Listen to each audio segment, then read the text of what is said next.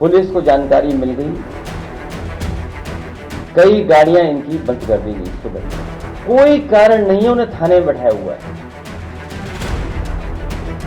उत्तर प्रदेश में हुए उपचुनाव के नतीजे आने के बाद सपा प्रमुख अखिलेश यादव ने एक बार फिर बीजेपी सरकार को घेर लिया है। उन्होंने पुलिस प्रशासन की भूमिका पर सवाल खड़े किए हैं। एक्स पर पोस्ट करते हुए उन्होंने राष्ट्रपति, सर्वोच्च न्यायालय, चुनाव आयोग, मानवाधिकार आयोग और राज्यपाल से मामले का संज्ञान लेने की अपील की है। दरअसल अखिलेश यादव के इस पोस्ट की कहानी इन तस्वीरों से जुड़ी है, जिसे उन्होंने अपने ऑफिशियल एक्स हैंडल से शेयर किया है, जिसमें गाड़ियों का काफिला दिखाई दे रहा है। भारी पुलिस बल की मौजूदगी है और पुलिस वाले और किसी नेता के बीच बहस भी सुनाई दे रही है।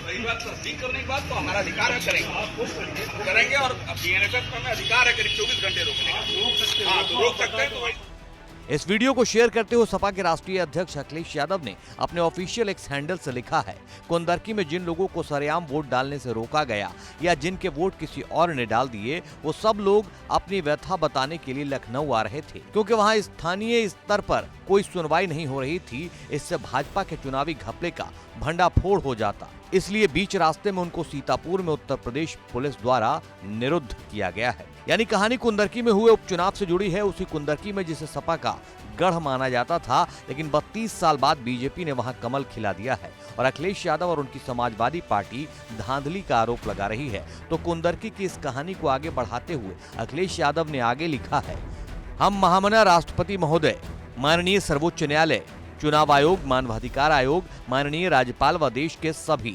समाचार पत्रों और न्यूज चैनलों से आग्रह करते हैं कि इस मामले का तुरंत संज्ञान लें और ये सुनिश्चित करें कि अपने वोट के अधिकार के लिए जो आवाज उठाना चाहते हैं, उनके साथ उत्तर प्रदेश की भाजपा सरकार कोई अन्याय या अत्याचार न कर सके। इस पोस्ट के बाद अखिलेश यादव ने इधर लखनऊ में प्रेस कॉन्फ्रेंस कर 9 सीटों पर हुए उपचुनाव, खासकर कुंदरकी में हुई कथित धांधली का मुद्दा उठाते हुए योगी सरकार और प्रशासन को घेरा है। बहुत सारी जानकारी लगातार मिल रही थी, जिसकी सूचना हम लोग आपको भी दे रहे थे और आज के समय पर जो सोशल मीडिया उसके माध्यम से भी चुनाव आयोग और संबंधित अधिकारी तक बात पहुंचा रहे थे। मुझे याद है, मैंने कुंदरकी के अपने समाजवादी पार्टी के प्रत्याशी उनका वीडियो देखा था।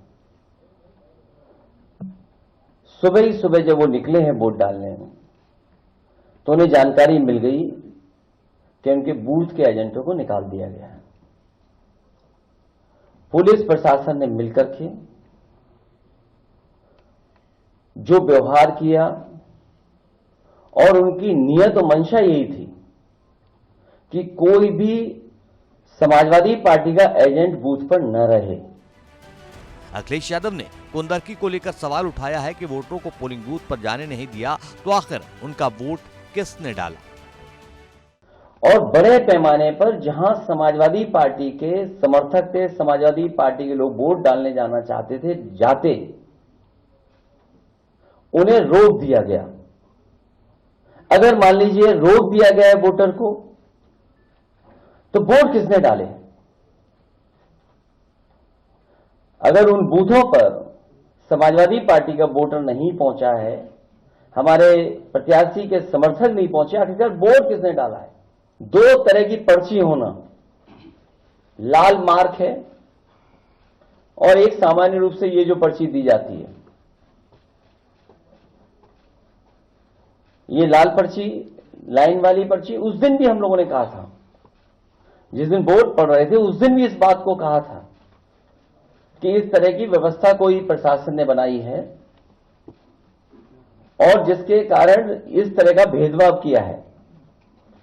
अभी जब विधायक जी अपने तमाम साथियों के साथ यहां आ रहे थे, पुलिस को जानकारी मिल गई, कई गाड़ियां इनकी बंद कर दी गई। सुबह से हम लोग लगातार कोशिश कर रहे हैं कि वो छोड़ दिए जाएं। कोई कारण नहीं है, उन्हें थाने में बैठाया हुआ है।